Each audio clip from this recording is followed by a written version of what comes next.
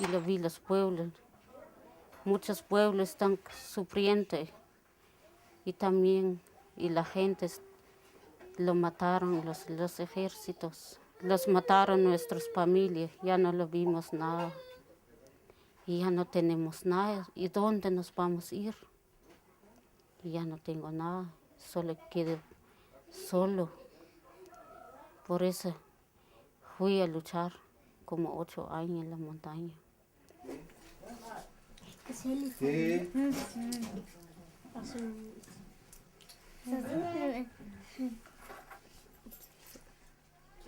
Sí.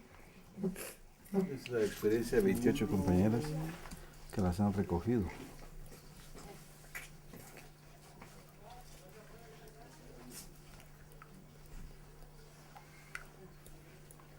Aquí hay muchas.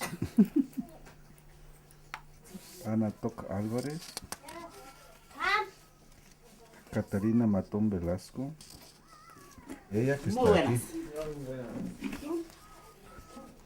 Itzep Acabal, el estilo ya, María Aquino,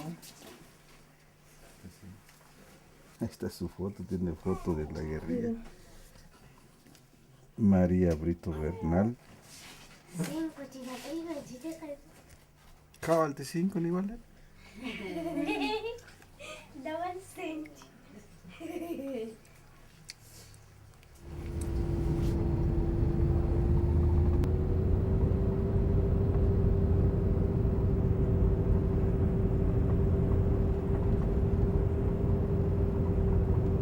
Ahí hubo otra masacre que está de 30 personas en 1982, en ese cerro que está. Lo que pasa es que ellos estaban huyendo del ejército y fueron hasta allá en el cerro. Pues ahí es donde los fueron a masacrar.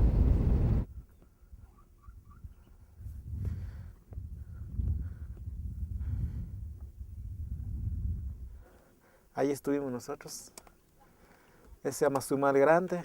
Aquí estuvo lleno de destacamentos militares con tal de acercar a la guerrilla, según ellos, pero no es nosotros, porque nosotros ya no estábamos en ese cerco. Ya estábamos más adentro. Pero el Ari Shil es el, ¿cómo que se llama? Es el escenario, es donde ellos empezaron a... ¿Por qué? Porque las comunidades se integraron al principio, entendieron la lucha, se fueron a la lucha. Y nosotros también, o sea, por eso nos metimos a la lucha. La mayoría de los combatientes que estábamos aquí somos ishiles y quichés, somos los que estábamos aquí, los indígenas.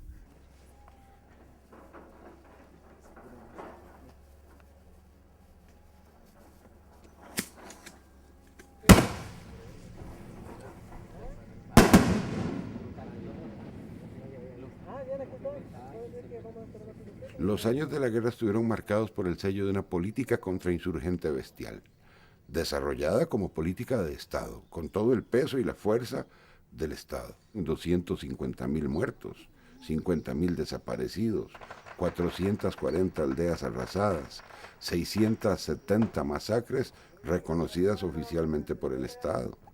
Guatemala era el único país del mundo que tenía un mapa oficial de masacres. Masacres en donde un pueblo completo era rodeado por las fuerzas del ejército y hombres, mujeres y niños eran pasados a cuchillo y enterrados en una fosa común. Y digo a cuchillo porque hay una directriz que está en la Biblioteca Nacional, en donde el ejército, el alto mando del ejército, ordena a las tropas el prescindir del uso de municiones para salvaguardar la economía del ejército.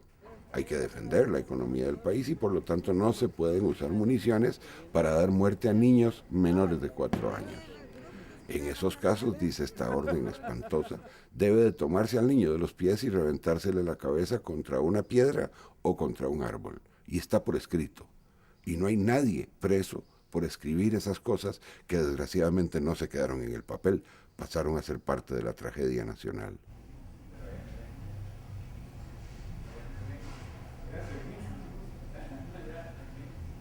Fotos aquí de sacerdotes, de laicos, de estudiantes universitarios, de campesinos, de gente que fue afectada durante la guerra. El cráneo venía envuelto en este trapo y muchos más, y el maxilar superior viene roto. Cuando son adultos se determina en base al número de piezas dentales que tenemos, ¿verdad? Un adulto tiene 32 dientes. En el caso de menores, 20 dientes de leche.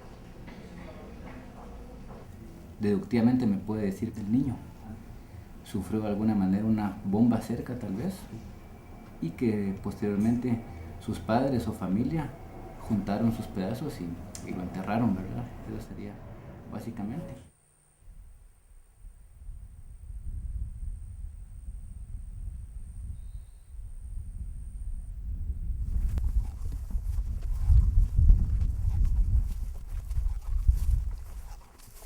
En este lugar hay cientos de campesinos, ¿verdad? Enterrados por parte del ejército. También en este lugar, ¿verdad? Son dos. Mínimamente hay como 6 o 7 cementerios clandestinos que el ejército hizo, ¿verdad? Con las masacres, con los secuestros que cometió. ¿Fueron combatientes? ¿No fueron combatientes? Ese no es el problema. Es población que tenía derecho a la vida y que el ejército secuestró, torturó y asesinó impunemente. Y sobre lo cual ningún gobierno de los que han pasado, ni el actual, ha tomado una decisión de ayudar a las víctimas para iniciar un proceso de reconciliación.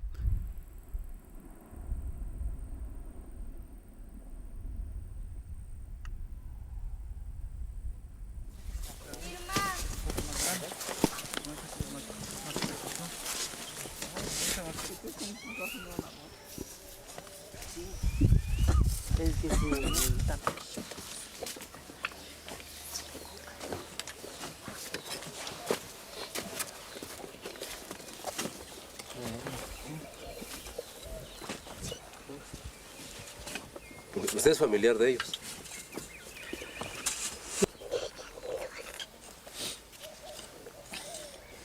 En diciembre del 96 se firmaron los acuerdos de paz, se puso fin a 36 años de conflicto armado. Sin embargo, el fin del conflicto armado, el fin de la guerra militar, no significó de ninguna manera el fin de las políticas agresivas en contra de los derechos del pueblo. Estamos nosotros pues a más de 10 años de haberse firmado los acuerdos de paz, y muchas de las estructuras que originaron el guerra, las estructuras históricas que han originado la guerra, pues se vienen todavía sintiendo condiciones de pobreza, condiciones de injusticia, condiciones de impunidad, sectores de la sociedad guatemalteca que tienen muchos privilegios.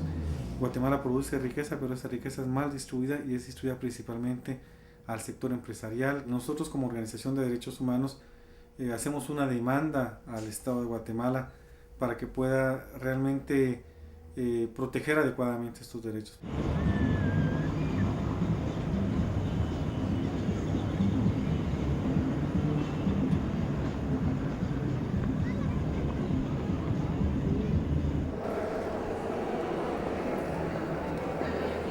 Reunidos en ocasión de conmemorarse hoy 10 de diciembre de 2008 el 60 aniversario de la promulgación de la Declaración Universal de los Derechos Humanos. Expresamos nuestra profunda preocupación por las condiciones deplorables en que se encuentran los derechos económicos, sociales y culturales de las y los guatemaltecos. Siempre he pensado que en el altiplano guatemalteco no ha habido una familia que no sea afectada por la situación de la guerra. Y todo se inicia por la tenencia de la tierra. Los campesinos necesitan su tierra. Uno de los motivos iniciales por qué tuvimos la guerra interna en Guatemala es la tenencia de la tierra. Desafortunadamente, a pesar de todos los muertos y damnificados de la guerra, no se solucionó y actualmente continúa siendo uno de los problemas serios para nosotros los guatemaltecos.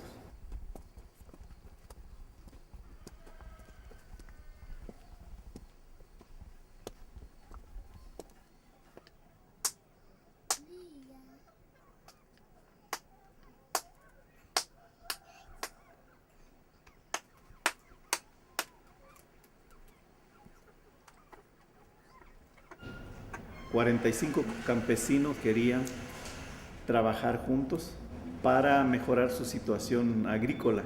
Y se organizaron, decidieron formar una cooperativa porque consideraban que el cooperativismo es muy similar al sistema maya de ayuda mutua. En los años 72 organizaron la cooperativa y le pusieron un nombre maya, Cachiquel Catoqui, que significa ayudémonos.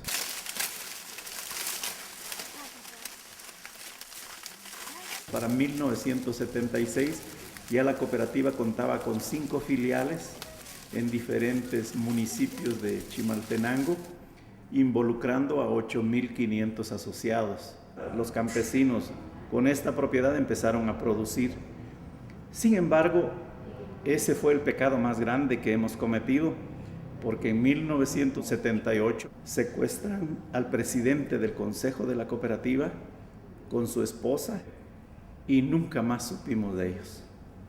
Perdimos de los 8.500 asociados, perdimos más de 5.000 asociados, muchos murieron, una mayoría, una buena parte se refugió en México en los campamentos.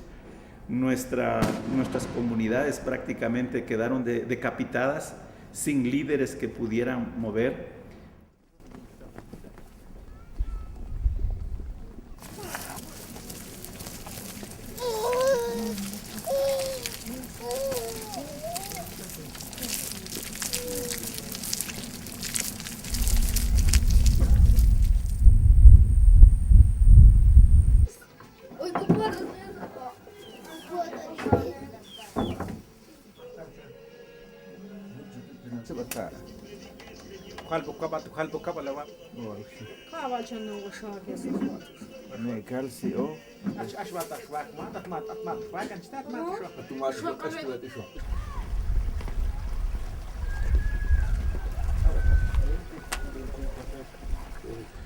Esta es la aldea de Ilom, en el municipio de Chajul. Es una de las aldeas más antiguas. Tiene historia precolombina. Tiene un arraigo cultural maya muy fuerte. Durante el conflicto armado interno, el ejército vino a masacrar a la población. Y hubo una masacre de más de 80 personas Después, en los días siguientes, capturaron más gente, torturaron gente y llegaron, la cantidad de asesinatos cometidos por el ejército fue de 130 miembros de esta comunidad. Iglesia Católica, eso. Toda la gente, el hombre, reunieron aquí. Se encuentra en el listado, está contenido, como si estaba adentro del muerto. Y van para la escuela y van a morir.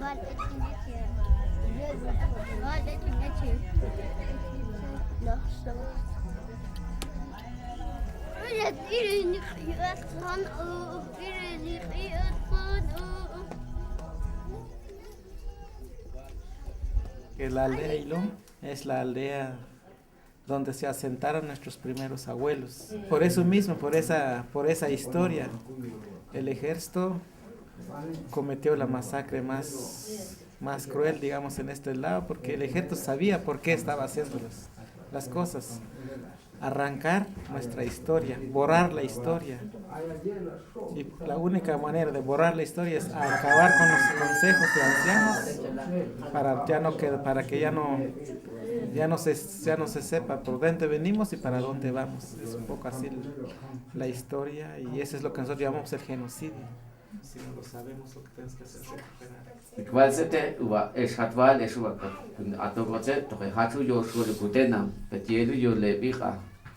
Katul kolon hala katula binuguyol o tsahimal bakpet o chi echok paneltan chis echechakesh mama la telsuba wa ati yen tulbes rekul para ile atskul lo que pasa o atsatal o nigushove kamstin nigushove Nai kisisetu tsao es naktan abin chuchu alonu in abin chuchu alonu in abin alon Pues ni más Sauli ya tu Lisandro, dan su Lisandro, vas a decir, ok, ven y chao, batita. Lisandro. Pues, echipan Lisandro, echipan una valupao, ven a sol, y ticulusa. Echipan a Paul Chava, y le va tu santipina, haculo santipeche, y una Paul Chava, Felipe. Ajá. Het in toe hat ze, het gaat dus willen we jij dus je at kan dit ik kom at koken pa, jij in pa. Me estuprir khar. Ele lo hak se eche intan ele in hak se. Bani ko le qil hak se chi bi ko lo matilo. Mamlak ash o khile tu ele lo hak se. Ni ko shobat ko kam sa shawal mama la ni ta kam tu ele lo. Bani les kok ni ko bani khil. It's come now. It's a topo met a bomberos kusho, in topo met a bomba, and because we take Pukasamas kusho. Man, Shobby in top pizza, because we can come every time that the kills were ilo at all, says that ilo at all chain. That's so that's in Minam. Kakaos, maybe. Jana Hishon, it's Kupalo, Capito. Tesa sod bat is geschot. Kam badat in shark tan shova tan tumo. Ja. Tan et zu vai tu leo so die hub soll zachas binach tu Inglese Katholika. Palok zachas binach sit tu jane edits vet palbet ogo tu huskau jane tesa sod bat is geschot. Et zu vai. Ku vet actual card to sa tips straight.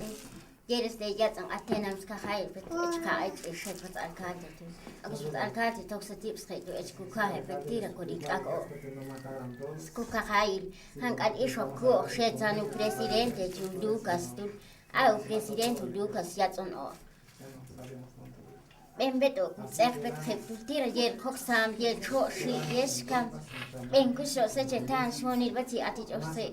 Was la finicha yer di ur ati chetan nim ane mati. Tani kuchumune eche da kilu masake parte ni kunache ni kuchumune ni kushobe. Doch schon mit da bisschen der hat.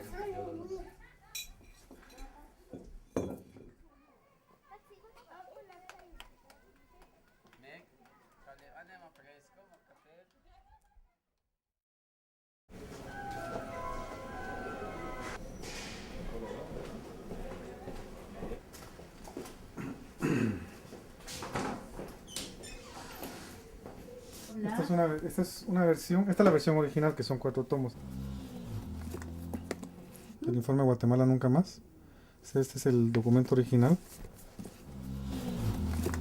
Después de recibir cerca de 6,000 testimonios de las víctimas o los familiares de las víctimas de la guerra, pues se analizó toda esa información en esta oficina y se presentó el informe Guatemala Nunca Más. Fue un primer intento llevado a cabo por la Iglesia Católica para poder pronunciarse sobre los hechos que sucedieron durante el conflicto armado interno.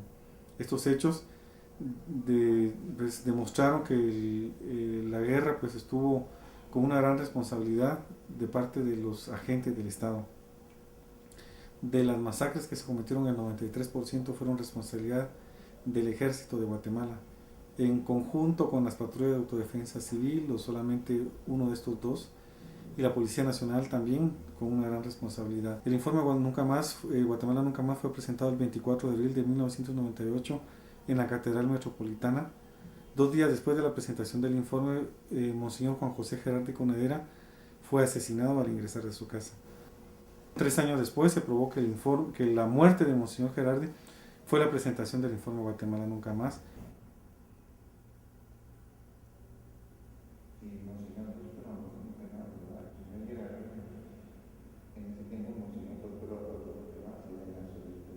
Hemos trabajado el Nunca Más, luchado porque la gente hiciera su denuncia, explicara su historia y todo eso. Un proceso largo que vivimos. Y 72 horas después de haberlo publicado y haber con el dedo señalado quiénes eran los responsables, asesinan a Monseñor Gerardi. Y decía Mario, si Monseñor, que tiene un reconocimiento internacional, que tiene toda una iglesia que le respalda y todo, lo mataron en el portón de su casa, decía Mario, ¿qué puede ser de nosotros? Yo creo que esta muerte de Monseñor fue un golpe duro para todo el movimiento de los derechos humanos, ¿verdad? No solo para la organización en sí que promovió la publicación del Nunca Más, sino que también para toda aquella gente sencilla que sintió el apoyo con el REMI, ¿verdad? Sentía el apoyo porque sabía, hay un hombre de referencia que está luchando, hay un equipo a donde denunciar. De la Conferencia Episcopal Guatemalteca podemos decir que es la conferencia más agresiva, más revolucionaria de toda Centroamérica y tal vez en algunos momentos de toda América Latina. Resurrección de Jesús a través de la proclamación de la palabra y sobre todo a través de la repetición de lo que el Señor Como hizo. en todos los grupos, ¿verdad? Existe que no todos los obispos están del lado del pueblo. Hablando propiamente de Monseñor Ramazzini, creemos que es un notable personaje. Creemos que es el que ha levantado la voz y el que ha llevado la bandera de la lucha, acompañando realmente al pueblo.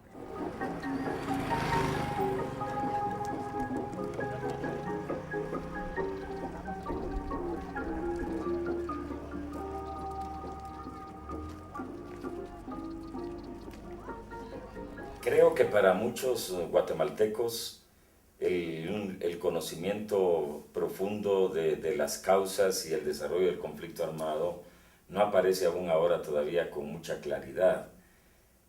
Fue por esto que el obispo Juan Gerardí tuvo la idea de pedir el apoyo de toda la conferencia episcopal para que se comenzara un trabajo de recuperación de la memoria histórica. Hoy, al dar un vistazo a toda esa historia, uno se da cuenta de cómo todavía en este país hay personas que se involucraron en acciones de represión y que están muy tranquilas porque dicen, ese era nuestro deber, eso era lo que nosotros teníamos que hacer.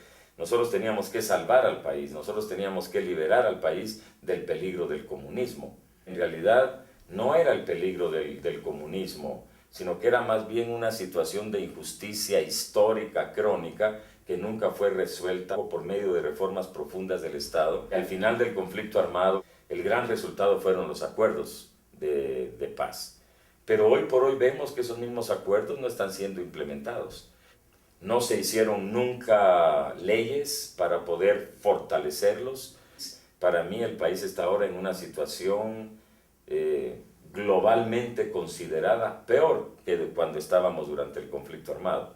Hay más pobreza, hay más impunidad, hay más debilidad del Estado, el racismo sigue en este país, la discriminación sigue. Aquí tenemos un problema agrario. Guatemala nunca ha tenido una reforma agraria. Aquí en San Marcos hay grandes latifundios dedicados al cultivo de café, del banano, de la palma africana. En general, son grandes latifundios que no respetan los derechos laborales.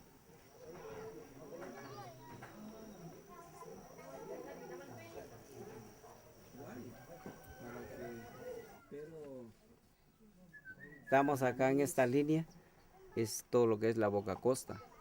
La Boca Costa lo tienen todos los cafetaleros. Este rojo es el que se corta. Se quita la camisa roja. Bueno, a este café, así como está ahorita, se llama uva. En uva. Ya quitándose la camisa roja, así como está esto, se llama pergamino. Café pergamino.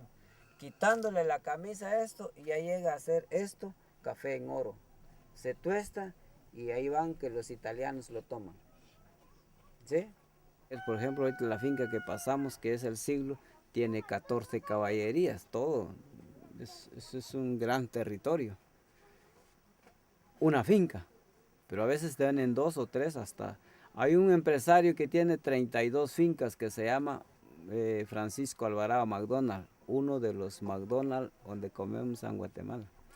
Entonces te puedes imaginar 32 fincas para esta gente que aquí no tenemos nada. Entonces por eso es que estamos peleando que acá en Guatemala la distribución de la tierra o sea que las tierras están en pocas manos, pues.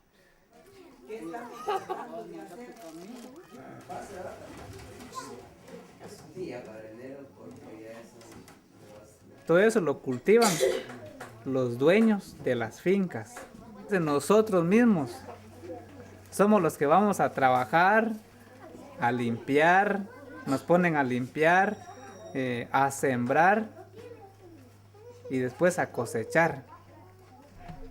Pero la verdad es de que nosotros no lo cosechamos para nuestro beneficio, sino que a nosotros nos pagan una mínima parte de eso que nosotros levantamos, porque después lo entregamos al mismo patrón.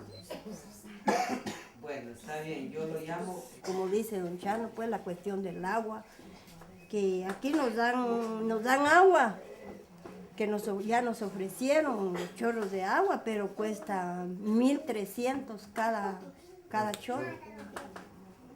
¿Y de dónde vamos nosotros a traer? No podemos, porque la verdad que lo que ganan los hombres solo es para comer nada más. Ni alcanza. Aquí hay muchas necesidades. Ustedes están viendo que nosotros necesitamos una escuela, necesitamos una vivienda, ¿verdad? Lo cual no lo podemos tener porque hoy no nos alcanza para lo que ganamos, solo ganamos para cubrir para nuestros niños, nada más.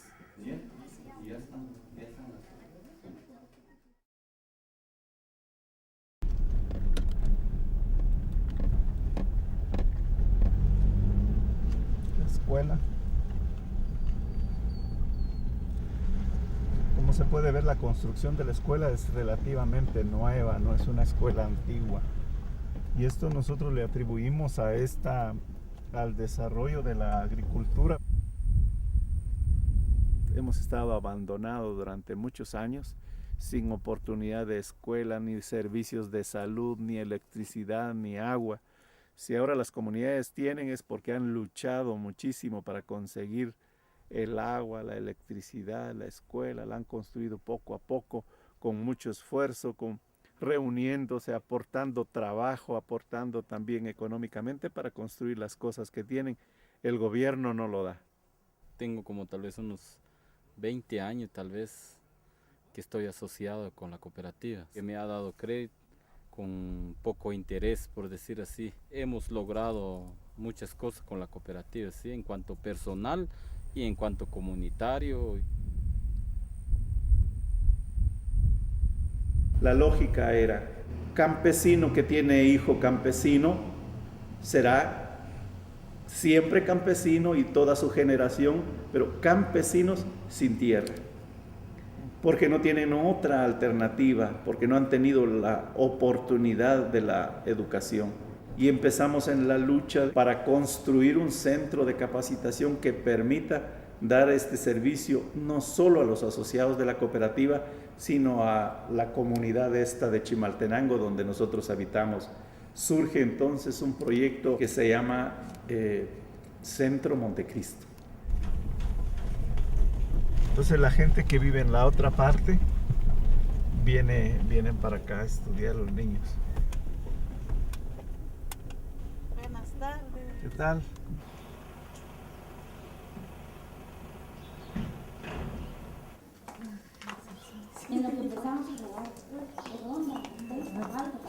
Educando en la verdad desde nuestra propia realidad, ¿verdad? Entonces, ¿qué es lo que hacemos nosotros? Conocemos la realidad y esa es la verdad. Si nosotros decimos, vamos a educar a niños que no tienen la posibilidad de ir a la escuela, si no tienen la posibilidad de ir a la escuela, tampoco tienen la posibilidad de la alimentación. En esta puerta que vamos a estar es donde se abre a las 7:05 de la mañana. Lo abre la señora para hacer el desayuno. Pero hay niños que desde las 5:30 de la mañana están haciendo fila, la cola, para entrar primero y desayunar. Todos los niños que vienen a este centro están ya al menos en un grado de desnutrición. Todos, incluso adultos. Los padres de estos niños también tienen desnutrición.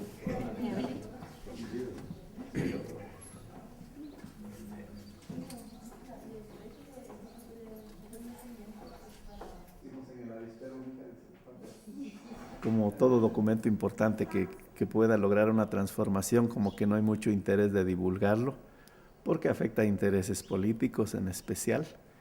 Y entonces, a pesar de ser un documento muy importante, no se toma en cuenta. Y, por ejemplo, el Ministerio de Educación debiera de tomarlo como base de estudio en todas las escuelas, pero no ha sido así. Nosotros sí.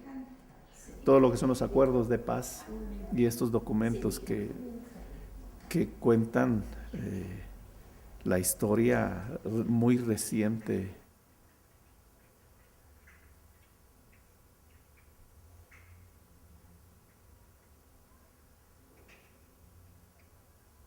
¿Qué pretendemos con esta educación desde la realidad? Pretendemos el cambio del niño. Que el niño lleve el mensaje de cambio, de nueva vida, de nueva opción, de nueva oportunidad a su familia. Que la familia se vaya transformando con esta educación y que al transformarse la familia se transforme la sociedad. Pero estamos conscientes que no es así de fácil. Cambia el niño, cambia la familia, cambia la sociedad. No, ahí viene el eje, la participación ciudadana. Nosotros como equipo tenemos que estar vinculados a esa realidad nacional de Guatemala. ¿Y dónde está el trabajo? En ejercer la ciudadanía, participando activamente y haciendo incidencia política.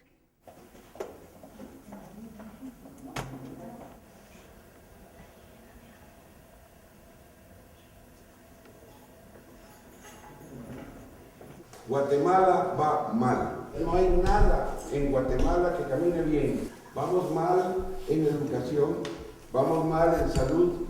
La tierra tiende a convertirse en algo cada vez más de acceso más restringido para la población. No hay nada, ni en fútbol siquiera vamos bien. A nosotros se nos educa en que el pueblo o en el país se hacen elecciones básicamente para que se dispute el poder en las urnas electorales. Eso es mentira. En cualquier sociedad, ¿tiene o no tiene poder quien tiene el poder económico? ¿Quiénes manejan el pisto en Guatemala? El CACIF. Es como el sindicato de los empresarios. El crimen organizado, narcotráfico, secuestros, bandas, terror, todos esos criminales tienen o no poder económico. ¿Había algo que les permitiera cambiar el poder económico? No, ¿verdad? Este poder queda igual, gane quien gane las elecciones. Pero hay otro poder importante, el poder de las armas. ¿Quiénes en Guatemala tienen el poder de las armas? El ejército, ¿quién más? De nuevo el crimen organizado, gracias. ¿Quién más? Digamos como actores menores, las empresas privadas de seguridad. De nuevo, aquí habría que poner a los grupos paramilitares que siguen existiendo. Habían boletas que les permitieran cambiar la estructura de poder militar en el país. Nada de esto cambia por la vía electoral. Y hay otro poder, el poder ideológico. ¿Había alguna boleta que les permitiera a ustedes en las elecciones cambiar el poder ideológico, definir cuál es la línea editorial de los medios de prensa, o quién iba a hacer el anuncio apostólico, o cuáles los contenidos de la publicidad? Lo único que se elige en el Ejecutivo, que es consultado con el pueblo, es el presidente, el vicepresidente y los gobiernos locales. Lo único que se elige es este pedacito. Todo este gran pedazo no se elige. Entonces, les pregunto, ¿las elecciones que tenemos cada cierto tiempo son para que se dispute el poder?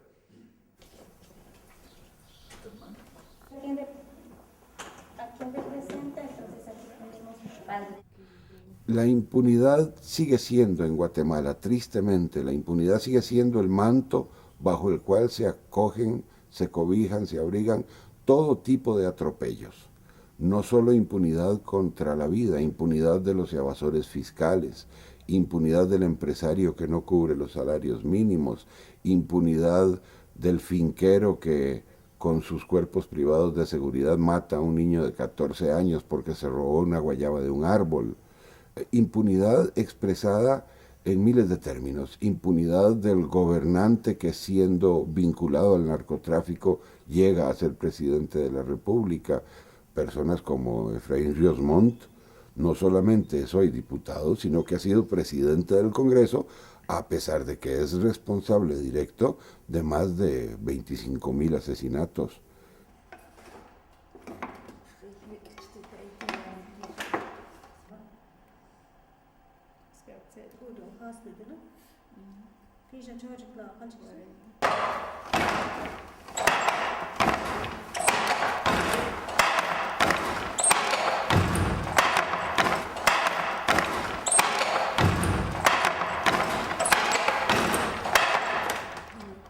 En 1983 me alcé, digamos, me enteré directamente de la guerrilla, hasta 1997. El problema económico sigue. Ahora, ¿qué pasó? Las empresas extranjeras vinieron, porque cuando se firmó la paz, para ellos estaba tranquilo, empezaron a venir pues, a instalar sus negocios. Ahora tienen que luchar nuevamente para que, digamos, ya contra las empresas. Nos preocupa enormemente que ahora la explotación de los recursos naturales los vengan a hacer las multinacionales con dos defectos básicos. Uno es, ni consultan a los pueblos indígenas que son los dueños, originarios y actuales, por legítimo, es decir, por derecho histórico de estos recursos. Y lo otro es que lo saben las multinacionales o no lo saben, pero entre sus socios van a aparecer militares que se apropiaron de los terrenos, de los territorios indígenas durante el conflicto armado interno.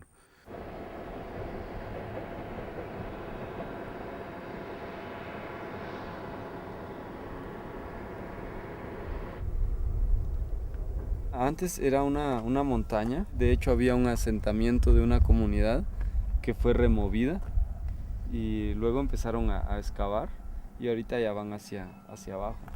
Aquí la empresa básicamente está explotando oro y plata y eso lo procesan ya en Canadá tal vez. La empresa utiliza 250.000 litros de agua por hora, mientras que una familia utiliza entre 30 y 60 litros de agua por día. Es decir, lo que la familia usa en 23 años de su vida, la empresa lo está usando cada hora. Después de que se da todo el proceso acá arriba de la separación del oro con la roca, el resto del agua que queda es agua con cianuro.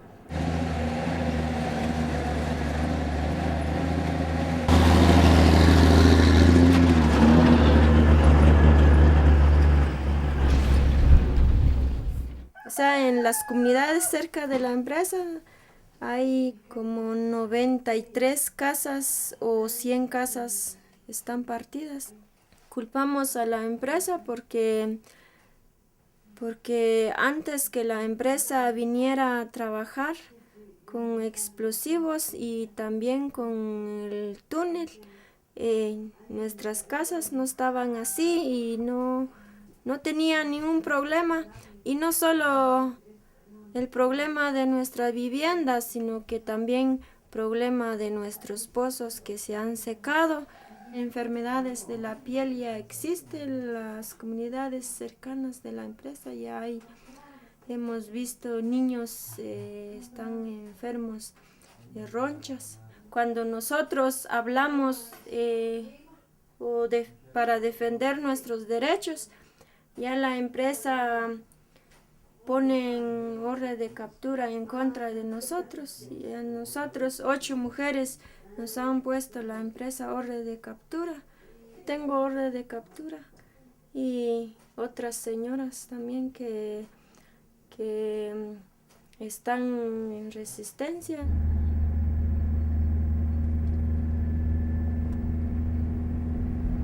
La compañía está ahí, siguen explotando, siguen sacando oro y plata con muchas ganancias porque el precio del oro subió muchísimo, tienen todo el apoyo de la ley, los permisos legales, pero nosotros estamos impulsando la resistencia pacífica de todo el resto de municipios de San Marcos.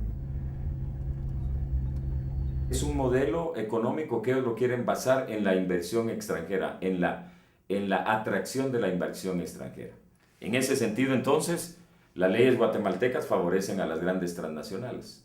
El caso muy concreto lo tenemos aquí con la compañía Montana, que viene aquí al país, que compra los terrenos donde han descubierto oro, que nunca dijeron que lo habían descubierto, claro, ni oro ni plata. Usan todo el agua que necesitan, no pagan esa agua en regiones donde la gente necesita el agua. Usan el cianuro y las ganancias son para ellos, porque hay una ley de minería que les favorece. Ya son 2 años que estamos luchando para que esa ley de minería sea reformada.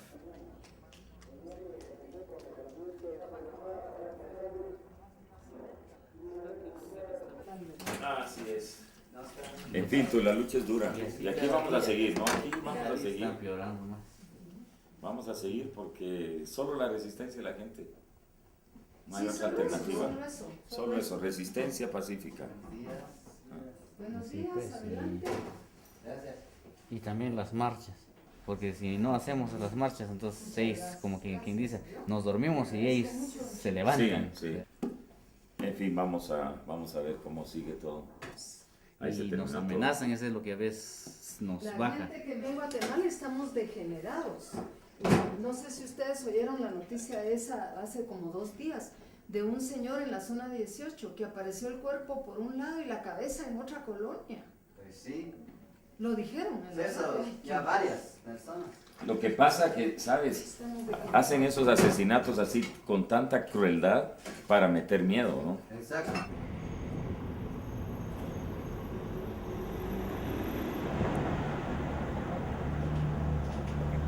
Pues miren al frente, por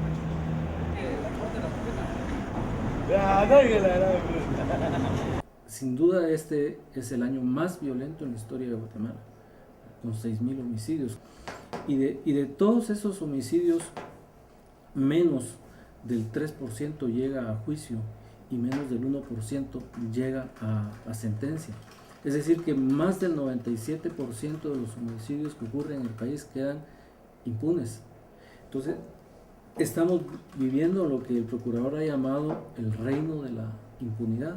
Y esta impunidad se explica porque durante todo el conflicto no se castigó a ningún criminal y todos estos criminales siguieron operando y siguieron contaminando. Tenemos una policía totalmente corrupta. Durante el conflicto armado se calcula que cada año morían unas 4.000 personas durante los peores años del conflicto. Este año, como les repito, ya vamos a tener 6.000 homicidios, más que durante el conflicto armado interno. Hay que entender que la inseguridad es hija del modelo y el modelo sirve a los que siembran inseguridad. En el marco de la política contrainsurgente se desarrollaron en el país no solo una cúpula militar poderosa, sino redes de crimen organizado muy sólidas. Cada vez que una banda de secuestradores cae, cada vez que se logra capturar a un grupo de narcotraficantes, atrás de ello aparece un militar. De manera tal que hay propósitos económicos detrás de la violencia, pero también hay propósitos políticos. La violencia sirve en este caso como un gran vehículo para mantener a la población con miedo. Ya no solo con miedo a perder su trabajo, ya no solo con miedo a no encontrar trabajo, ya no solo con miedo a la supervivencia cotidiana en el sentido en el que en cualquier país civilizado se le conoce, es decir, empleo, acceso a salud, acceso a educación, sino la supervivencia en términos de vida misma.